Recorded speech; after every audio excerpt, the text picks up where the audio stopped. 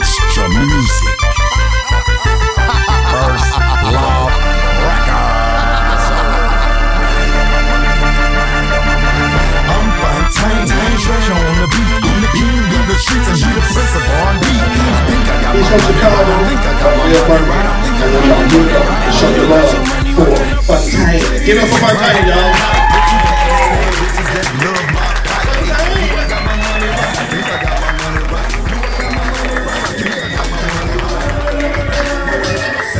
Gonna call like a god. Do you got your money right? You got your money right? Everybody, hey DJ, cut that. I came out off clue, but check this out. My name's Fontaine, the rapping comic. I done traveled all over the country, y'all, and I smoke a lot of weed. So I want y'all to know, if you smoke weed in here, you know smoking weed make you think. And I want to play the I want to know game. So when I say I want to know, I want y'all to say, what you want to know, Fontaine? I want to know. What do you want to know, Fontaine? I want to know, why is it that Mexicans ain't the richest people in the world? They work, they live in the same apartment, 1 bedroom, 15 people to 1 apartment, you know what I'm saying? But I figured it out when I was smoking, you know, maybe because they work for $1.25 an hour. That won't work. I guess it's another thing I wanted to know. I wanted to know, why is it that when you smoke crack, they say that's a broke person drug, but when you snort cocaine, you know that's a rich person drug.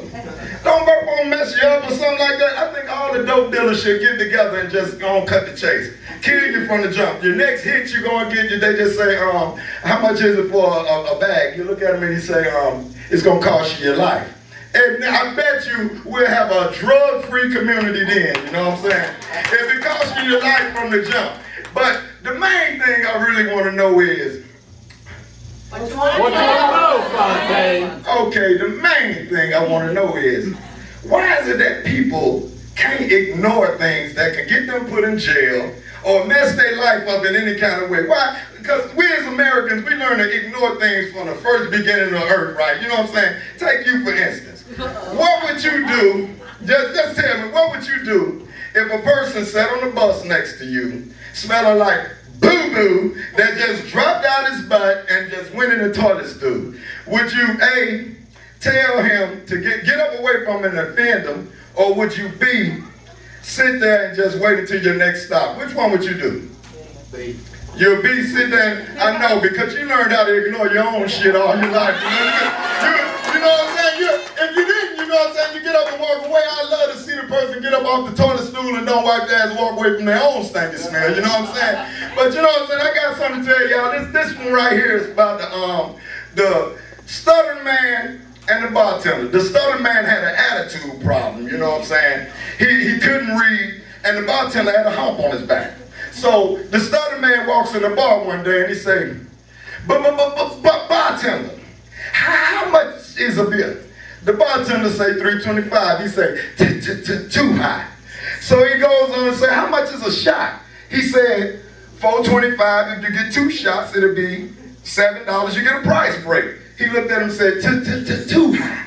So he digs in his pocket, he finds out, he said, I got $2, man. Maybe I can get me a water.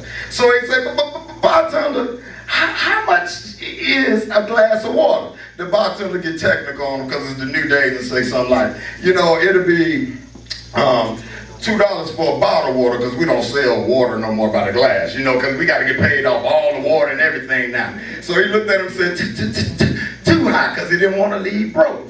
So this way it comes in that they just chilling and they talking for a minute, chopping it up. And the study man say, you know what, bartender, you got good customer service.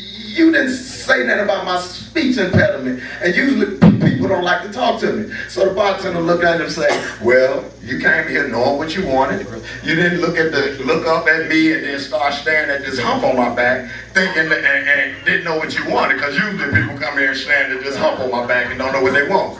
So he started pausing for a minute, and you know he got an assuming problem. He looked at him and said, I assumed it was your ass, everything else so high. You know what I'm saying? You know, that tripped me out, really tripped me out. So check this out. So the next time the bartender, he came in there, he said, check this out, I got a pocket full of money. pocket full of money. How much is the cheapest wine in here? He looked at him and said, it's 40 bucks. So he got the 40 bucks out of the way. He said, okay then, I'll give me one of those. So he drinks it up, he goes in the alley, a gay bomb, catch him when he fell out, busted his butt. He wake up thinking he just had a bad night, you know what I'm saying? And he get up and he goes to the crib, just sleep it off for a minute. So he come back the next night and said, bartender, how much is your next to the least most cheapest wine in here? He said, $45. He said, give me one of those. So he drink that, it's his money, right? You know what I'm saying? So he go in the alley, gay bomb, bust his butt. He think he had a rough night, he get on up and go in the crib. So this went on all the way to about, you know what I'm saying, they get to the next to the most expensive wine. You know what I'm saying? Got up to about 65 bucks. So he get to the most expensive wine, something that good go at it. So he drinks some Ripple. He drinking some Ripple with him, and then he come back to the crib. He said, bartender, how much is your most expensive wine in here? He told him how much it was. He said, give me a bottle of that, because that cheap shit tan my ass up. You know what I'm saying? Y'all gotta understand it, man. I'm out here to just chill with y'all tonight, man. Anytime, I got one thing I want to know, man. I really got something I want to know. I want to know. Where y'all at? I want to know. How do it feel to be a black ass man? And having sex with your wife in the White House? Obama can't answer that question because he's not a black ass man. You know what I'm saying? If I could pull my pants down the moon, y'all, I'll show you what a black ass man is. You know what I'm saying? Obama's in there. I wonder, you know, he's a light-skinned pretty boy. You know what I'm saying? With most porn stars, you know, the black ass man always get paid the most. Shawn Michaels, Mr. Marcus, we black ass men. You know what I'm saying? Bad feet, corns on all your toes and everything like Michael Jordan. You know what I'm saying? I'm one of those guys. So I would like to know how to feel to be in that, because, you know, as I goes on to think about it, how does it feel to have sex with security at the door? Do you know, thinking that you're going to get shot in the back and you trying to get a nut, you don't know, really, I can't think like that. It's real hard to think about it. But as I go on, I seen 4 Mexicans on a motorcycle the other day. The one on the handlebars was riding, and the wind was in his face so tough that his face, he looked like he had the skin in a ponytail. One was sitting on the towel, and I guess that was so he wouldn't get burned by the gas tank. And the only one had a helmet on was the one that was driving. And then it was the last one sitting down.